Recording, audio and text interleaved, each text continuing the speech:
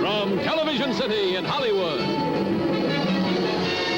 Plymouth, the star of The Forward Look, and the Plymouth Dealers of America, presents CLIMAX. Tonight, starring Anne Francis, Skip Homeyer, Betty Field, Sidney Blackmer, William Tallman. And now your host for Plymouth, Bill Lundigan. Good evening. You know, with every turn of this hand, another moment becomes lost, locked in time. Locked in the mind of a desperate girl are 10 terrifying seconds she can't remember. To help her, a man tries to turn back the clock, only to find the shadow of violence hidden in her past. The shock of her own scream in silence, now on CLIMAX.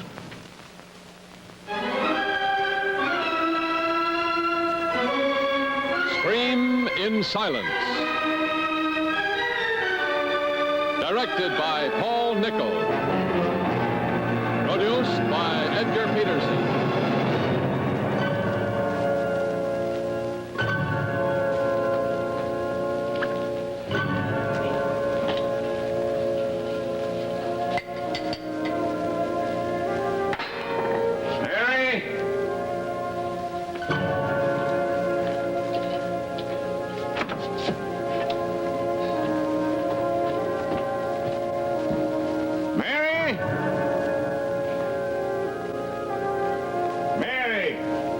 What's the matter with that girl? Never around when you want her?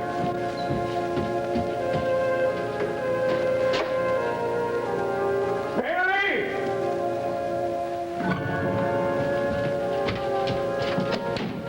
Some people around here act like they live on a desert island.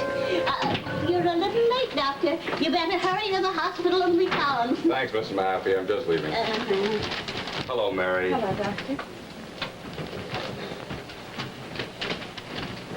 Hey, Mary, how about this? I'm sorry. Well, it took you long enough to...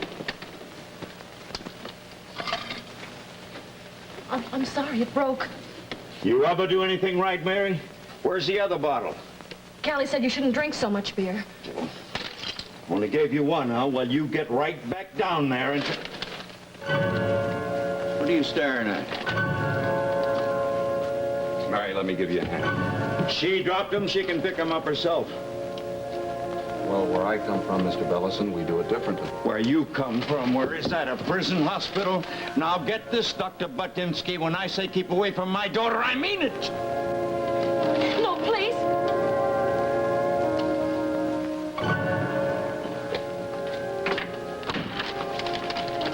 I'm sorry he acted like that, but it was my fault. Your fault? What do you mean your fault? Look, anybody can make a mistake. I shouldn't have been so clumsy. I'm always doing things wrong. Whenever he blames me for anything, he's got a good reason for it. Well, let's skip it. Mary, how about a movie tonight after I get off duty? Oh, I couldn't go out with you. He wants me to stick around whenever my stepmother's working. But you can't stay shut up in here the rest of your life. Hurry up and get that beer, Mary. Please? Please go. If he comes back out... All right.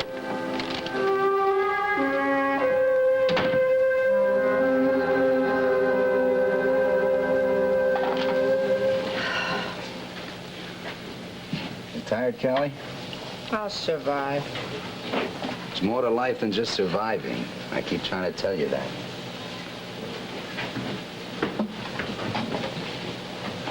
Better take him his drink.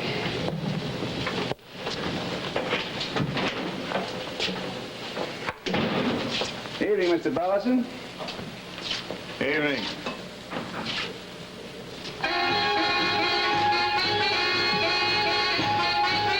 How you feel? No better. Still got those funny pains here. Give me a drink, Gene. Well, it's my bar. You don't have to get my wife's permission. Sure, Mr. Bellison.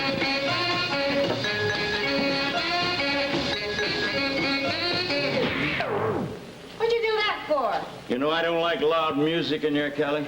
The customers like it. Do they? You like the music? Leave me out of this, Jack, if you don't mind. Congratulations, Frank. We had at least one customer, now we got...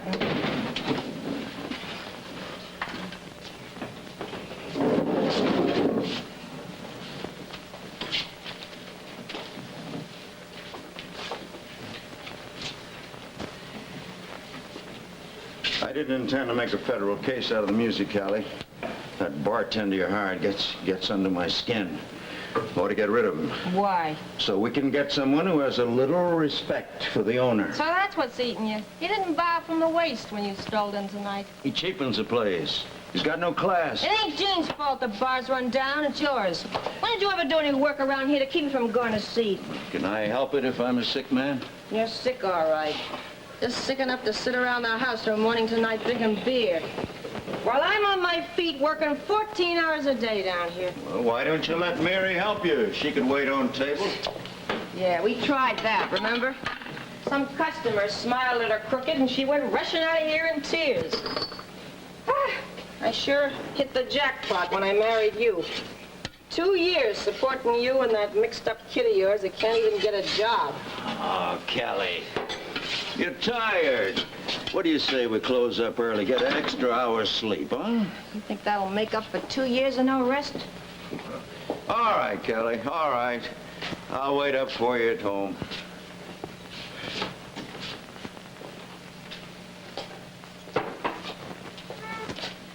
I can't sleep much anyhow with this. Take good care of yourself, Mr. Bellison.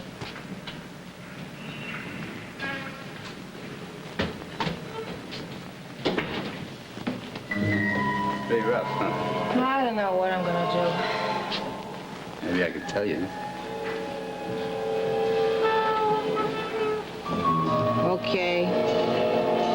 Tell me.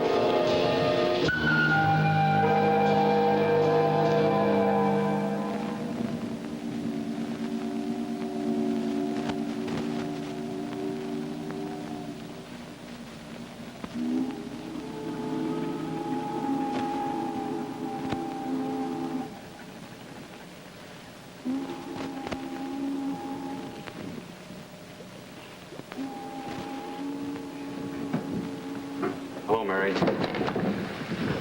Well, take it easy. I didn't mean to scare you. I didn't think anybody'd be coming out here. Well, I was kind of hoping maybe you might be standing up here. Did you just get back from the hospital? Yeah.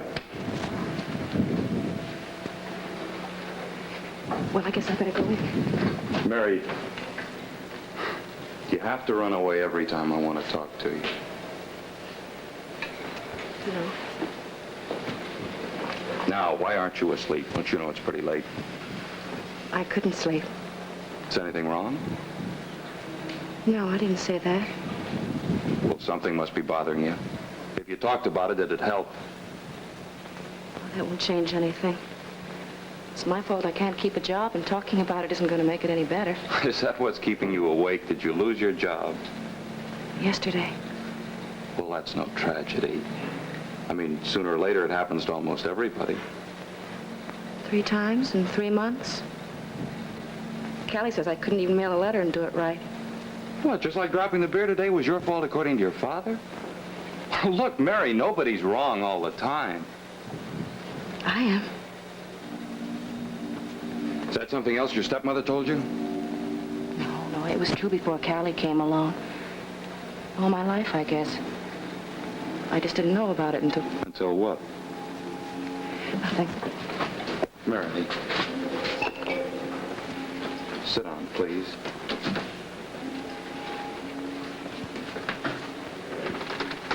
No, look, Mary, don't you realize that, well, people are always ready to put the blame on somebody else's shoulders?